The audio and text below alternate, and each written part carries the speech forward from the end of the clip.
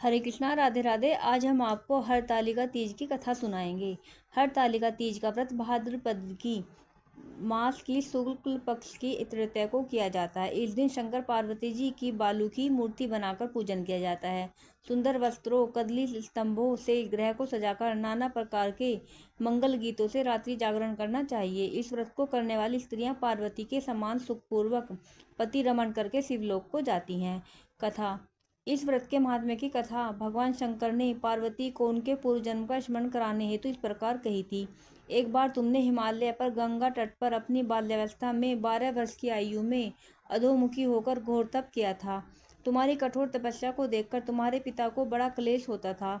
एक दिन तुम्हारी तपस्या और तुम्हारे पिता के क्लेश के कारण नारद जी तुम्हारे पिता के पास गए और बोले कि विष्णु भगवान आपकी कन्या से विवाह करना चाहते हैं। उन्होंने इस कार्य हेतु मुझे आपके पास भेजा है। तुम्हारे पिता ने विष्णु जी के प्रस्ताव को सहर्ष स्वीकार कर लिया। इसके बाद नारद जी ने विष्णु के पास जाकर कहा कि हिमालय राज अपनी पुत्री सती का विवाह आपसे करना चाहते हैं। विष्णु जो भी तुमसे विवाह करने को राजी हो गए। विष्णु जी भी तुमसे विवाह करने को राजी हो गए। नारद जी के जाने के बाद तुम्हारे पिता ने तुम्हें बताया कि तुम्हारा विवाह विष्णु जी से तय कर दिया है। यह अनहोनी बात सुनकर तुम्हें अत्यंत दुख हुआ और तुम जोर जोर से विलाप करने लगी। एक अतरंग सखी के द्वारा विलाप का कारण पूछने पर तुमने सारा वृत्तांत सखी को बता दिया कि मैं शंकर भगवान से विवाह के लिए कठोर तप कर रही हूँ। उधर हमारे पिताश्री विष्णु के साथ मेरा संबंध करना चाहते हैं। क्या तुम मेरी सहायता करोगी? नहीं तो मैं अपने प्राण त्याग दूंगी। तुम्हारी सखी बड़ी दूरदर्शी थी। वह तुम्हें एक घनघोर जंगल में ले गई। इधर तुम्हारे पिता तुम्हें घर में न पाकर बहुत चिंतित हुए। मैं विष्णु जी से उसका विवाह करने का वचन दे चुका हूँ। वचन भंग की चिंता से वह मूर्छित हो गए। इधर तुम्हारी खोज होती रही। तुम अपनी सहेली के साथ नदी के तट पर एक गुफा में मेरी तपस्या करने में लीन हो गई। भाद्रपद शुक्ला की तृतीया को हस्त नक्षत्र में तुमने रेत का शिवलिंग स्थापित करके व्रत किया और पूजन तथा रात्रि जागरण भी किया। तुम्हारे इस कठिन तप व्रत से मेरा आसन डोलने लगा।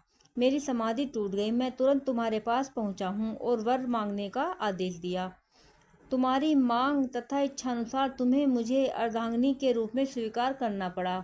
तुम्हें वरदान देकर मैं कैलाश पर्वत पर चला गया। प्रातः होते ही तुमने पूजा की समस्त सामग्रियां को नदी में प्रवाहित करके अपनी सहेली सहित व्रत का पारण किया। उसी समय तुम्हें खोजते हिमालय राज उस स्थान पर पहुंच गए। बिलखते हुए तुम्हारे घर छोड़ने का कारण पूछने लगे। तब तुमने उन्हें बताया कि मैं शंकर भगवान को पति रूप में वरण कर चुकी हूँ, परंतु आप मेरा विवाह विष्णु जी से करना चाहते थे, इसलिए मुझे घर छोड़कर आना पड़ा। मैं आपके साथ इसी शर्त पर चल सकती हूँ कि आप मेरा विवाह विष्णु जी से न करके भगवान शिव से करेंगी।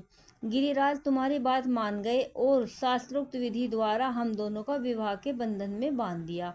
इस व्रत को हरतालिका इसलिए कहते हैं कि पार्वती की सखी उसे पिता के घर से हर का घनघोर जंगल में ले गई थी। हरत अर्थात हरण करना और आलिका अर्थात सखी सहेली, हरितालिका हरत आलिका। शंकर जी ने पार्वती से यह भी बताया कि जो स्त्री इस व्रत को परम श्रद्धा से करेगी उसे तुम्हारे समान ही अचल स्वर्ग प्राप्त होगा। राधे राधे।